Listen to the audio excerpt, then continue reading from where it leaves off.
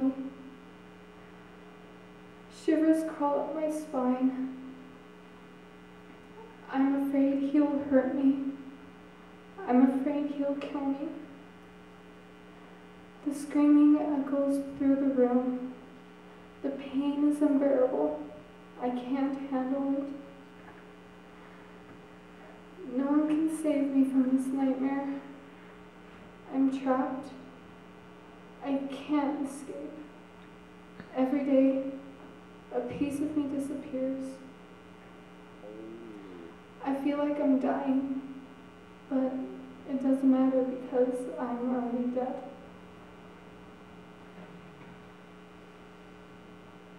My name is Rhiannon Bowes. I'm 13 years old, and that poem was my perspective on the thoughts of a girl who is trafficked and is being held in slavery. You might be wondering why a 13-year-old girl from small town Saskatchewan is speaking about human slavery. Well, here's my story. When I first heard about human trafficking, I cried. It ripped my heart into pieces to know there are men and women who would take young children to sell their bodies for a price. I also found out that girls younger than me are being abused, mistreated, and killed in this modern-day slavery. As I started to research more, I couldn't understand it. 2 years ago, I could hardly believe this was the truth, because all this time I thought slavery was abolished in the 1800s. And even now, as I've learned more, I still hardly believe that our world is capable of something so dark and horrible. It was 2 years ago I learned about human slavery from a family friend, Denise Hebner. She was doing the freedom climb through Operation Mobilization, and this got me curious. So I researched it for my social studies presentation to my grade 6 class. During that time, I was deeply affected with this issue. I became attached and yet broken by this world problem. I knew then I wanted to support this cause, but I didn't know how I was going to at the time. The same year, in grade 6, I had the opportunity to go to V-Day. While I was there, they encouraged me that even though I was only 11, that I could help change the world. And I knew at that moment that I was going to try and make a difference in human slavery. When I told my parents what I was hoping to do, they had me read the story of Esther in the Bible, which is about a brave young girl who stood before the king when she shouldn't have, but she did in order to save her people. And also the story of David, the young shepherd boy whom no one thought could do anything, but went on to defeat the giant Goliath and became king and a strong leader. They wanted me to see anyone, regardless of their age, they can make a difference to the world around them, because it is God's plan and it's the condition of their heart that motivates their action, not the age. After that, they also asked me to state what was my reason for wanting to help, to have a purpose behind my action. I thought for a moment, and I explained to them, tonight, those girls going to bed thinking, am I going to be abused? Am I going to die tomorrow? And I'm going to bed thinking what I'm going to wear tomorrow, and that's not fair. We knew I was ready to do this, and we started thinking of ideas together so I could reach my goal of helping women and girls escape this horror of being trafficked and sold. We came up with ideas to help me raise $1,900. We found out through Operation Mobilization that this amount is how much it will cost to house one child after they were rescued from being in slavery. I want to be able to make a difference in this world by helping a child be set free so they can learn how to be a child again. And to know what it's like to be held, cared for, and loved as a child should be. To reach my goal of $1,900, we had a bake sale. We collected bottles from family and friends. I received sponsorship from family and friends for a 20-kilometer prayer walk that I did with my parents through the core neighborhood in Saskatoon. During the 20-kilometer walk, I was afraid. It was done where areas where cruel and harsh things happen. An area where girls could be and were probably being sold. An area that needed prayer. An area that needed light in its darkness. Although I felt afraid, I knew it was nothing compared to what these girls go through. I at least had my parents at my side and had nothing to fear, unlike these girls who have no one.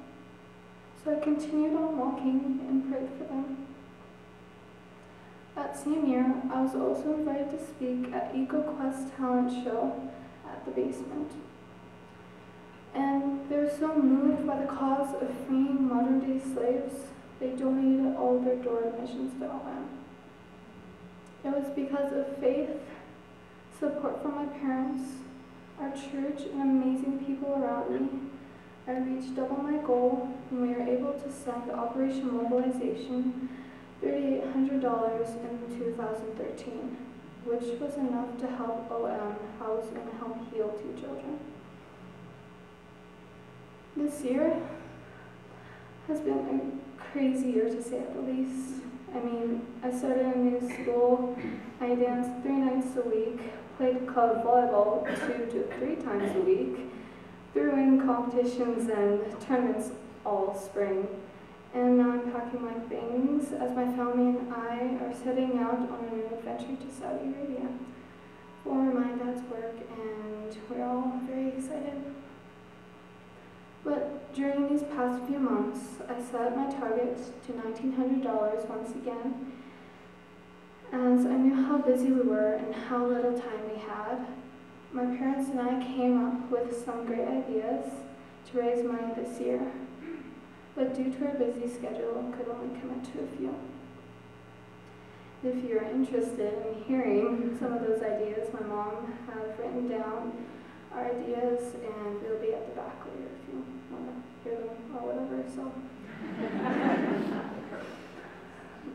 but to raise my goal of $900, we successfully raffled off 2 floral baskets that we had donated by Wilson's Greenhouse, had a garage sale at a friend's house, and they donated all their sales to this cause. And my little brother and sister have been inspired to help raise money for this cause also.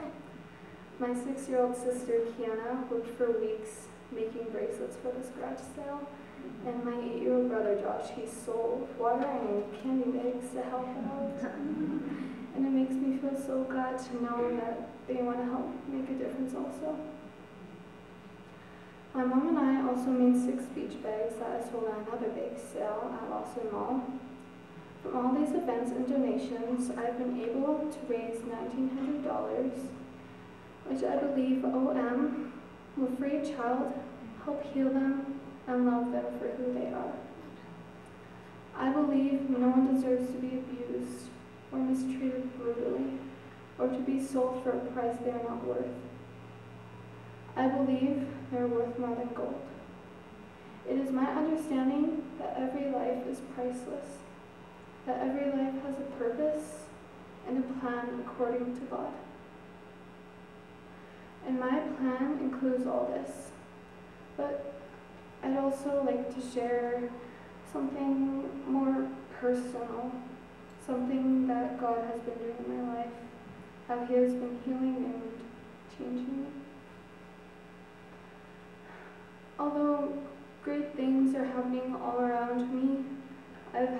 difficult year with challenges and pains. Even though I could reach out and help the world around me, I'm still only a 13-year-old girl with 13-year-old problems. The past year, what I've learned was betrayal. I've been gossiped about and had girls who I thought were my friends say horrible things about myself, about my looks, my body, and it really hurt.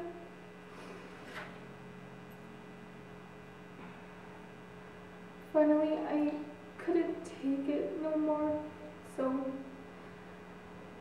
my parents and I felt it was best if I finished my school year at home, and it was a good thing. It was during this time I found healing and understanding, and most importantly, I found forgiveness.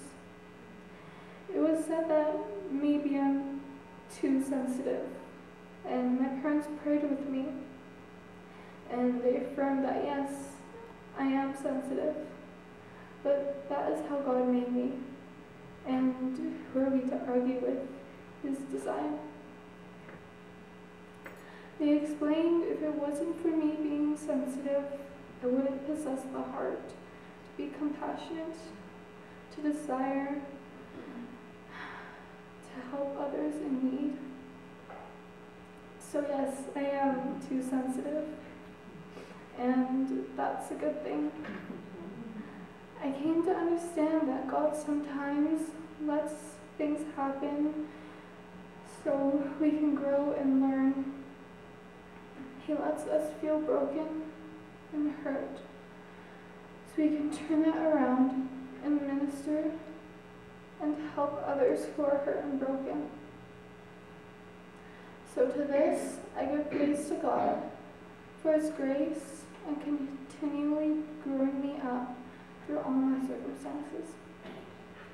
I hope I was able to share with you a small piece of my heart so you can understand why I started to support this cause. And that just because I'm 13 years old doesn't mean I can't help support this cause. But I also hope my story helps inspires you as adults to do as what my parents have done for me. To empower, believe, and encourage a young person to follow their heart's desire. Be educated about world issues, and know they can contribute to making a change through having faith, compassion, and being brave. Thank you for this incredible, humbling opportunity to share my small involvement with OM.